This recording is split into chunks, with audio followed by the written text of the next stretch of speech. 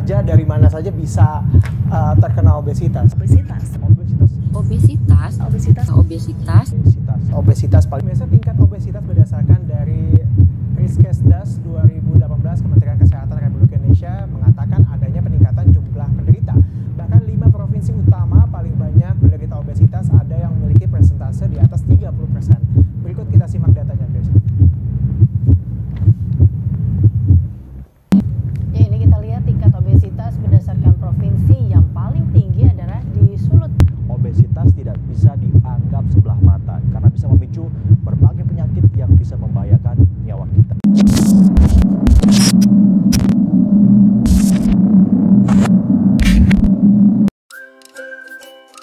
Jumlah kasus COVID-19 di Indonesia terus melonjak tiap harinya.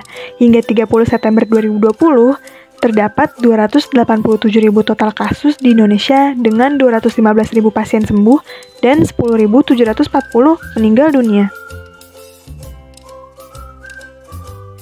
COVID-19 memang bisa menyerang siapa saja. Dilansir dari Pusat Pencegahan dan Penanganan Wabah atau CDC Amerika Serikat telah mengeluarkan daftar kelompok yang memiliki risiko tinggi saat terpapar COVID-19. Mereka yang tergabung dalam kelompok rentan tersebut antara lain lansia, pengidap gangguan imunitas, dan orang dengan obesitas atau kelebihan berat badan.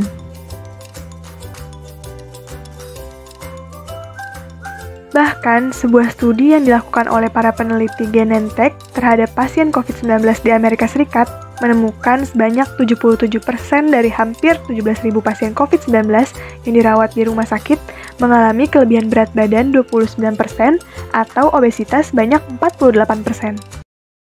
Mengapa COVID-19 berbahaya pada orang dengan obesitas?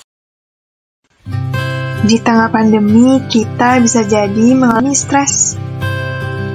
Stres lama di rumah ternyata bisa mempengaruhi banyak hal, salah satunya pola makan.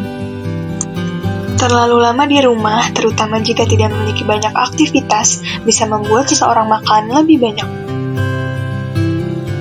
Kabar buruknya, hal itu bisa berbahaya dan meningkatkan resiko terjadinya kelebihan berat badan alias obesitas. Dan jika terus-menerus berada di rumah, bisa jadi ibu, istri, atau anak kerap menggunakan waktunya untuk menyalurkan hobi memasak. Alhasil, aktivitas makan menjadi lebih sering dilakukan. Belum lagi ketika menyaksikan film atau mengerjakan tugas, camilan bisa dikatakan menjadi teman yang cocok. Tanpa disadari, kita menjadi susah mengerem nafsu makan karena ingin terus-menerus mengemil. Tanya jawab dengan Dr. Krisadeva Susanto dari Dokter Spesialis Gizi Klinik FKUI.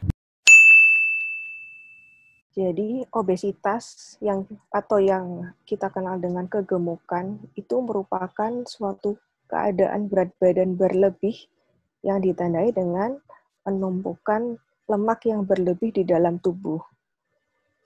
Cara yang paling mudah untuk menentukan seseorang dikatakan obesitas atau tidak, yaitu dengan mengukur indeks massa tubuh atau IMT, yaitu dengan cara membagi antara berat badan dalam satuan kilogram yang dibagi dengan tinggi badan dalam satuan meter yang dikuadratkan.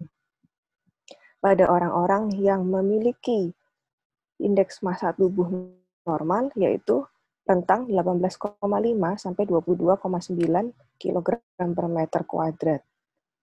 Ini adalah cara yang paling mudah untuk menentukan seseorang tersebut dikatakan obesitas atau tidak. Tetapi memang sebenarnya banyak faktor yang mempengaruhi berat badan seseorang.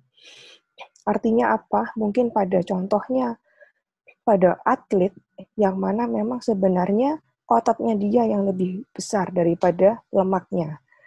Tetapi apabila diukur dengan indeks massa tubuh, tentunya dia akan masuk ke dalam kategori obesitas.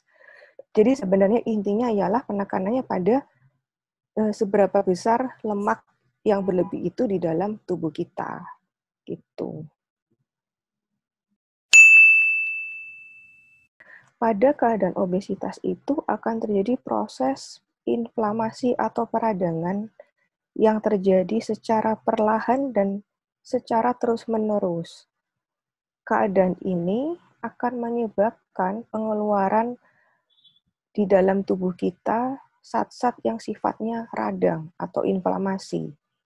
Akibatnya, hal ini juga bisa berpengaruh pada keseimbangan di sistem imun di dalam tubuh kita, sehingga akan menyebabkan imun kita menjadi turun. Itu sebabnya kenapa sering kita dengar bahwa orang-orang yang obesitas itu rentan karena memang sudah terjadi ketidakseimbangan di dalam sistem imun tubuhnya. Kemudian bagaimana cara menerapkan atau apakah pola gizi seimbang itu bisa diterapkan pada orang-orang obesitas? Tentunya bisa. Jadi intinya gizi seimbang tentunya mengandung komponen yang lengkap antara karbohidrat, protein, lemak, vitamin, dan mineral. Dan makanan-makanan tersebut bisa membantu kita untuk meningkatkan sistem imun. Pola makan yang kita katakan tidak sehat, artinya apa? Yang pertama, mengandung karbohidrat yang tinggi, atau contohnya makanan-makanan dengan yang memiliki kandungan gula yang tinggi. Tidak hanya itu juga, makanan yang tinggi akan tepung-tepungan, kemudian contohnya seperti snack kue basah, kemudian snack-snack kecil, makanan kue-kue, juga makanan-makanan yang tinggi lemak, seperti misalnya makanan yang terlalu menggunakan minyak yang terlalu banyak, digoreng. Makanan-makanan itu tentunya bisa menyebabkan peningkatan dari berat badan seseorang. Caranya ialah tentunya kita harus makan yang kita kenal selama ini, yaitu dari isi piringku ataupun dari tumpeng gizi seimbang. Kemudian juga pada keadaan ini perlu juga tetap mengkonsumsi lemak. Yang tidak kalah pentingnya adalah yaitu pada orang-orang obesitas harus tetap bisa melakukan kegiatan olahraga. Apabila memungkinkan juga bisa dapat dilakukan di rumah. Intinya yaitu harus bisa tetap olahraga sebanyak 45-60 menit dalam seminggu, dapat dilakukan 4-5 kali. Dan satu lagi yang penting juga kebutuhan cairan. Artinya minum air putih harus cukup, yaitu 8-10 gelas per harinya. Kita tetap harus mengkonsumsi makanan yang seimbang, dan juga apabila memang diperlukan, dapat diberikan pemberian vitamin suplementasi. Untuk orang-orang yang belum mengalami obesitas, bagaimana supaya kita bisa terhindar dari COVID-19 ini? Tentunya sama, yaitu kita harus sadar ya bahwa tidak hanya pada keadaan seperti sekarang ini, pada saat pandemi seperti ini, kita perlu menjaga makanan dengan pola gizi yang seimbang, karena